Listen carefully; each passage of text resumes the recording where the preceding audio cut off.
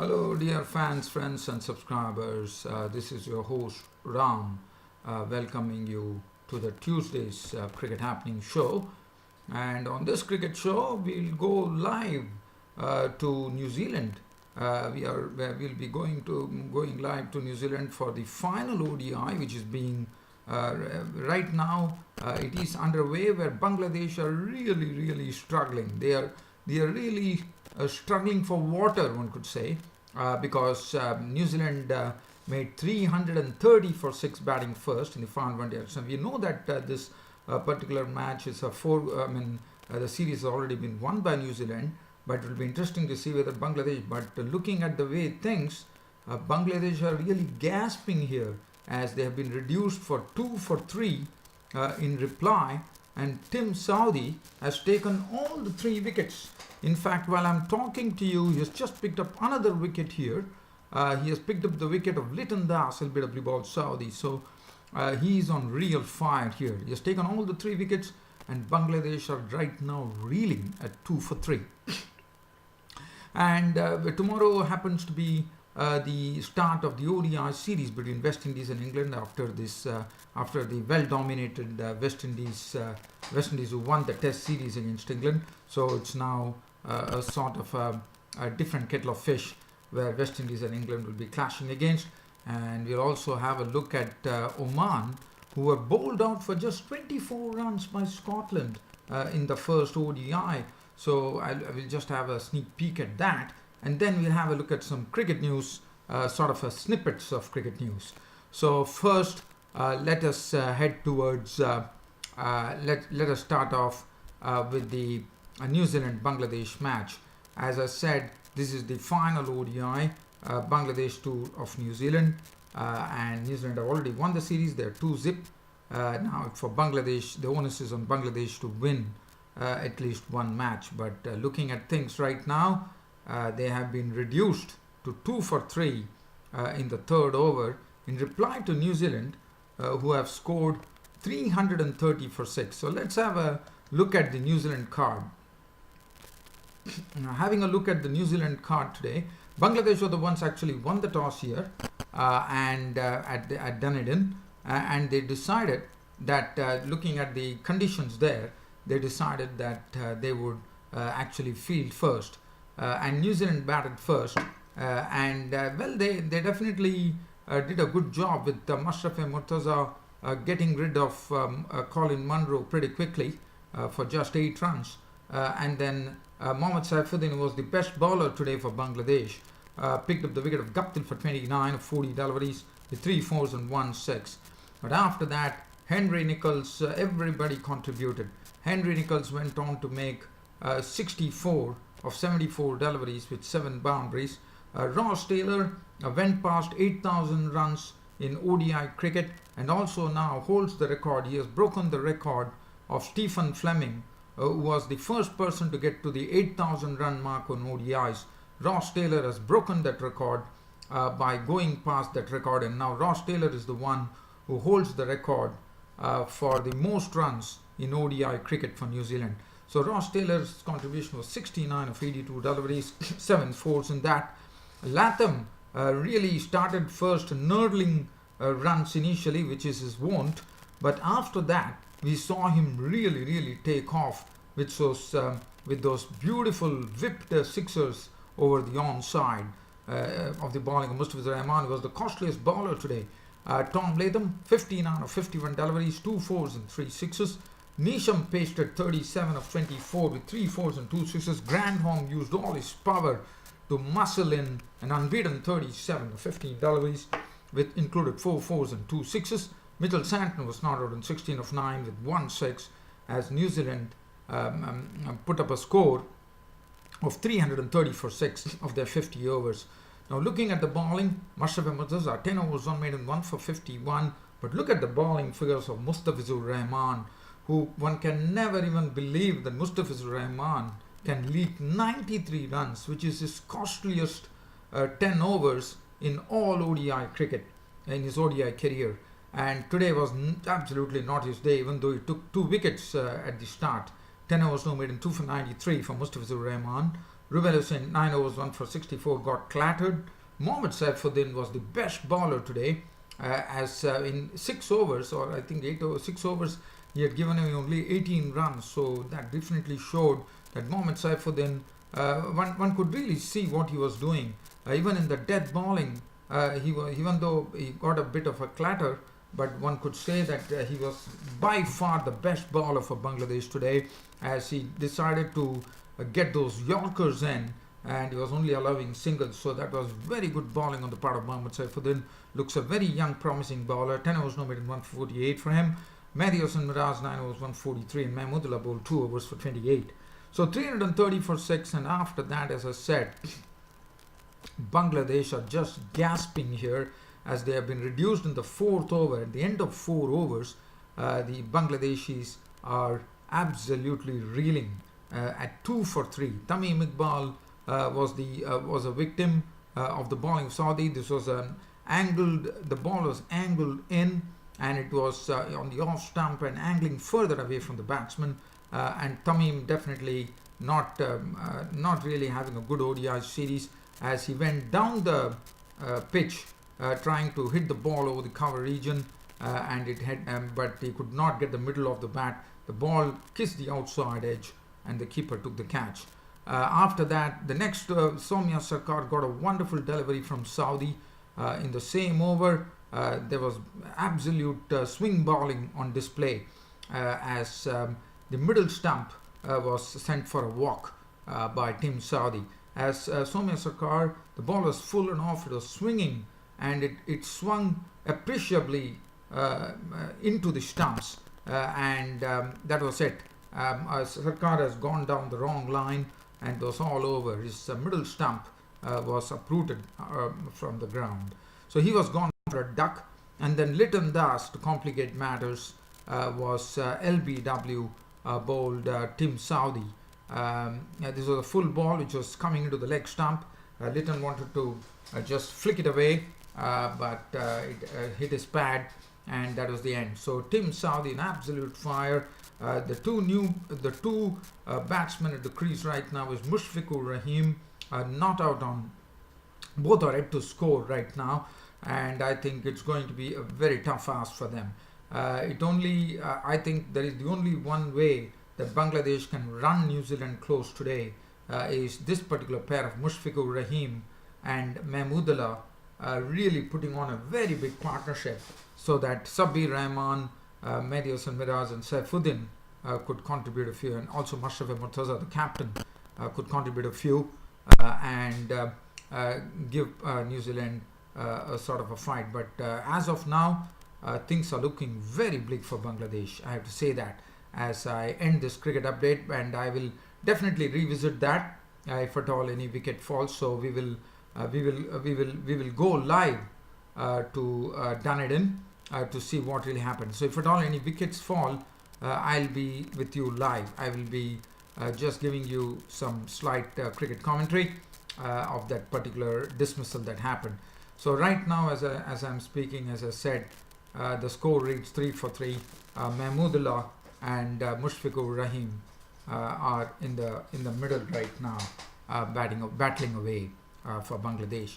So now let's talk about the preview of the ODI series which is coming up after the Test series was won by the West Indies, and let's see what really is happening there.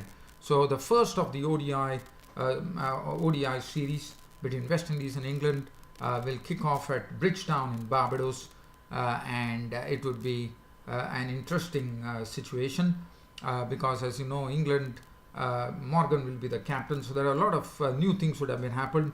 And Kensington Oval pitch, I can tell you, it's expected to be good. The forecast is for a warm day and not much of rain coming in, so it will be interesting to see.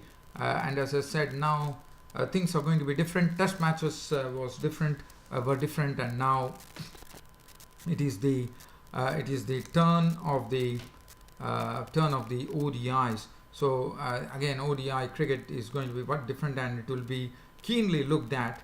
The reason being that the World Cup 2019 has 100 days to go before the 2019 World Cup starts. So it will be very good to have a look as to how both the teams pan out. So let's have a look at the England team. England team, Jason Roy and Johnny Bairstow will open the innings, and we know that they are the perfect opening pair. And Jason Roy is, if he really gets going, he's a treat to watch. He's a thorough stroke maker. Johnny Bairstow is always opens the innings for England in ODIs. They're the specialist opening pair, and then they have the solidity of Joe Root. Morgan is the one who would be captaining the side, and Morgan himself has been in some good form, as you know, in the previous ODI series. Ben Stokes, then they have Josh Butler, they have Moeen Ali, so they have a lot of batting riches here. Chris Wokes is another all-rounder, Moeen Ali is another all-rounder, Stokes another all-rounder. They're really rich with all-rounders, England. They have Liam Plunkett, who is also an all-rounder. Adil Rashid can bat, so only Mark Wood would be considered a tail-ender. So England, to me, are looking pretty strong in the ODI arena. And as far as West Indies are concerned, well, Chris Gayle, let's watch out for Chris Gayle. And Chris Gayle has already announced that 2019 will be his swan song as far as ODIs are concerned. That will be his last World Cup, and Chris Gayle is back. So Chris Gayle would be in full splendor, and especially West Indies getting this newfound confidence. I'm sure Chris Gayle is really looking forward to really score big against the Englishman. And then John Campbell has got an opportunity due to the reason that Evan Lewis has been injured. So John Campbell gets an opportunity, and John Campbell, we have seen that he has some aggression in him, as he showed in the test matches when he hit Anderson for a 6, as you would remember. So John Campbell is also a very attacking player, and I think it would make for a good opening combination, a new opening combination at that for West Indies, Chris Gayle and John Campbell. Shai Hope would be one drop, and then they have Darren Bravo. He's not done much of note, but definitely it is time for Darren Bravo to show some real fight out there. Shimron Hetmyer, another very exciting ODI player for West Indies. It's only a matter of him really hitting his straps, according to me. Nicholas Pooran, as we have seen, he's been improving every bit here, Nicholas Pooran, and he's another exciting prospect for West Indies. Jason Holder will captain the side, so Jason Holder is back after missing the final test due to the suspension, so he's back into action, so that really will reinvigorate this West Indies team as a unit. And then they have either it's going to be Fabian Allen or Devendra Bishu. It will be interesting. Ashley Nurse, and then they have the man with the soldier salute, Sheldon Cottrell, the pace bowler, and O'Shane Thomas would be good to see, as he would be. This is the first time that O'Shane Thomas would let himself go with some real pace there, where England will be seeing some real pace coming in from the West Indies in the form of O'Shane Thomas. So that's going to be very interesting. So one is really waiting to see what really happens. So this was just a brief preview of what happened. Now we head towards a game which is between Oman and Scotland. And the reason I'm taking you there and the reason I'm talking to you about that particular match is because Oman were bowled out for just 24 runs, their lowest ever total in ODI cricket, and Scotland wiped it off in no time, as one would have expected it to be. And Oman, this was a pathetic performance from Oman. They were bowled out for just 24 runs. Can you believe it? Well, let's have a look at the card. It will make I think, a telephone number reading, I suppose. Scotland won the match by 10 wickets. The 26 runs were scored in just 3.2 overs, which was, again, as I said, it is something that one would have expected it to be. So just have a look at the card here. Oman, Jatinder Singh out for naught. Bandari, naught. The highest scorer was Kawar Ali, 15. Michael, Duck. Mohammad Nadeem, 2. Lalcheta, the captain, out for 2. Khurram Nawaz, 1. Sandeep Good, not out, not. Badal Singh, 1. Kalimullah, duck. There's only one person who reached double figures, and that was Kawar Ali. And Bilal Khan was out for that. 24 all out. Some splendid bowling from the Scotland pace and seam and swing bowlers. Evans 5 overs, no maiden 2 for 10. R.A.J. Smith, 8 overs, 3 minutes, 7 runs and 4 wickets. And Adrian Neil was also impressive, 4.1 overs, 2 minutes, 7 runs and 4 wickets. They really reduced Oman to absolutely nothing, bowling them out for just a very skinny 24 all out. And Scotland reached the target in just 3 overs. This was a 50 over ODI match, and I thought Oman were absolutely humiliated here in front of their home fans. Matthew Cross was not out on 10. Kurtzer, the captain, was not out on 16. Game over. So that is, and now we have a look at some cricket news just before I wind up this cricket show.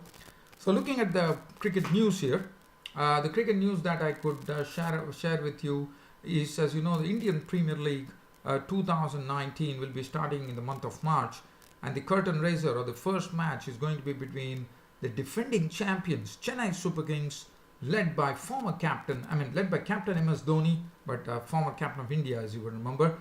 So MS Dhoni will lead the side, Chennai Super Kings, and they will be taking on none other than Virat Kohli's men, the Royal Challengers Bangalore, led by Virat Kohli, and that is the match which will be kicking off Indian Premier League 2019 in the month of March. And other than that, I have news to say that the match which is coming up, that is the second test match, where South Africa will have to really see to it that they don't allow Sri Lanka to win or draw. Sri Lanka would become the first ever Asian nation to have won a series against South Africa in South Africa.